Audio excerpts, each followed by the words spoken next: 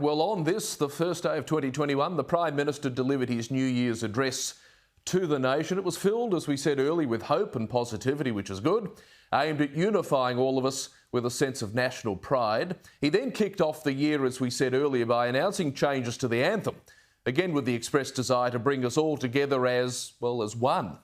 Well, joining me now, I'm not sure she was convinced by it all, I have to say, is the wonderful co-host of Outsiders, Rita Panahi. Good to see you, Rita. Good to be with you. So you haven't been sold, I take it? No. I don't know precisely who he was trying to please here. If it's the activists who've been agitating for this change, I don't think it's going to appease them.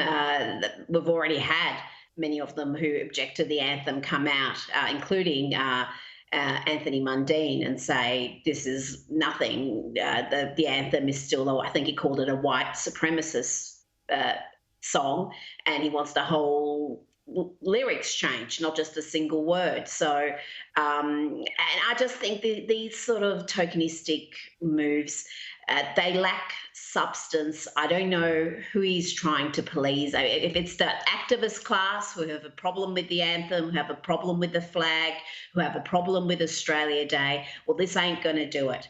But it will embolden them to ask for more. So if that's what Scott Morrison wants to do, fine. But I just find this a very curious move. And for a man who's got some very keen political instincts, to me, I wonder what's behind this. Is it just being poorly advised?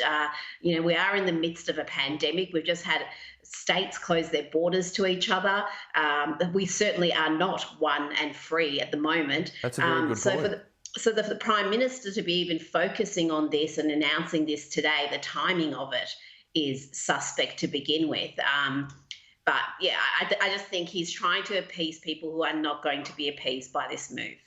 Let me ask you about the borders. You've touched on it there. I think that was a very nice tease to the fact we aren't really young and free at the moment. Very well pointed out, Rita. But on the border, I mean, in your home state of Victoria, you've got all these Victorians trying to get out of, disease-riddled New South Wales. The queue, some were saying, was something like 40 kilometres long at one point of the border. People, well, I don't know how they do the basics of life, like go to the bathroom at a queue like that. Who knows what?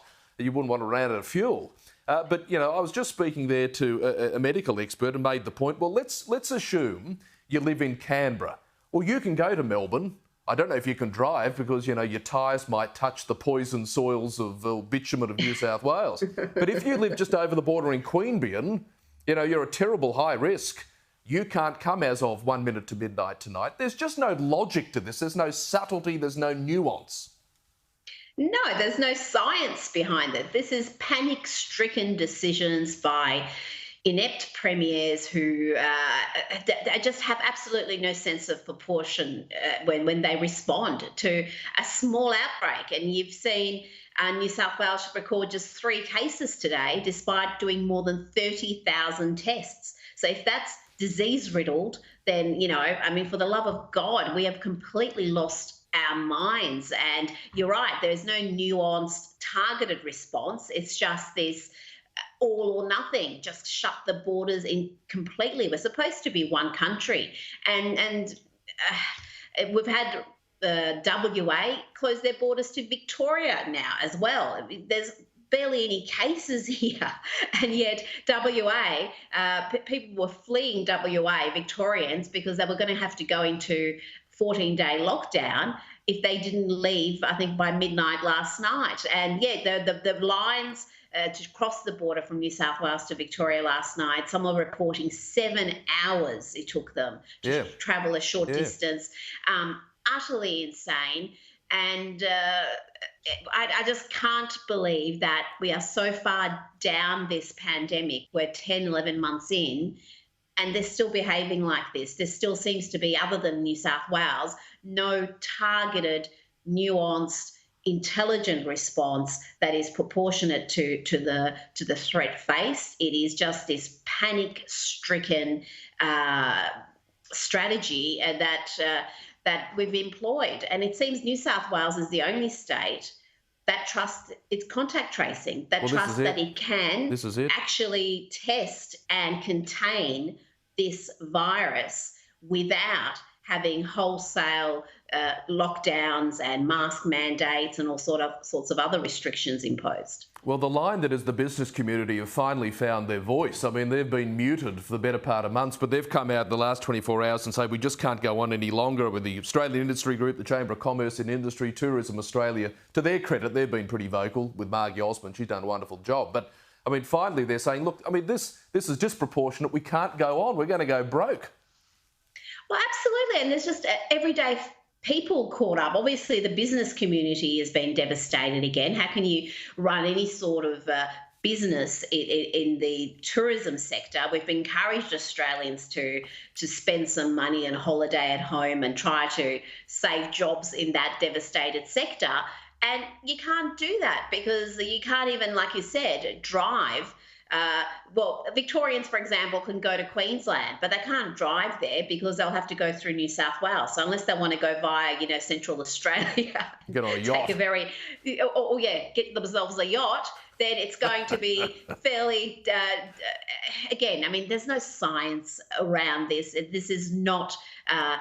Having people who know what they're doing, thinking about this and saying this is the best strategy to minimise the risk without devastating the economy. There seems to be no consideration that we can't allow the cure to be worse than the disease. That's it. That's the point. And New South Wales, again, I keep mentioning New South Wales because you look at their numbers. They have done the heavy lifting in bringing back Australians into the country. 90,000, more than 90,000 have gone through hotel quarantine in New South Wales. That's more than every other state and territory combined.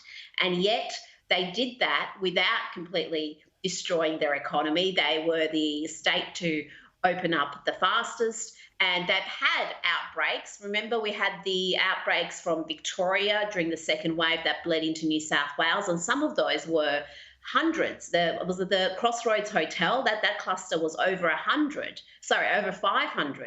And yet they didn't panic. They trusted their contact tracing to get on top of it, and it did. And it seems to be thus far doing it again, despite the predictions of doom and gloom. We've heard from the usual suspects, the so-called experts, who were saying by New Year, there would be 3,000 cases and literally hundreds of new infections a day.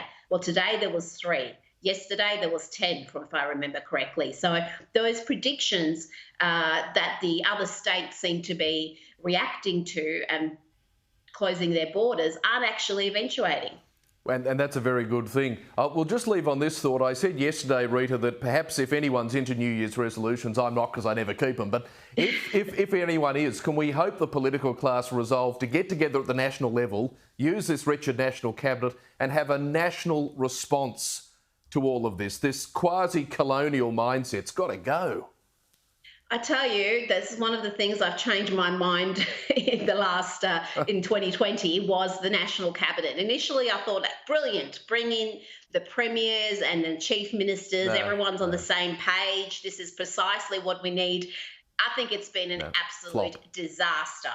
And there's got to be something done about it. The Prime Minister needs to be far more vocal. He needs to exert far more pressure than he has been. I think there's been almost this conspiracy of silence, this protection racket where everyone in National Cabinet covers each other's backs. No one wants to be critical of anybody else. Well, that hasn't worked too well. You've got to hold people accountable. You do. Good to see you, Rita. Let's hope 2021's a good one. I'll chat to you down the track.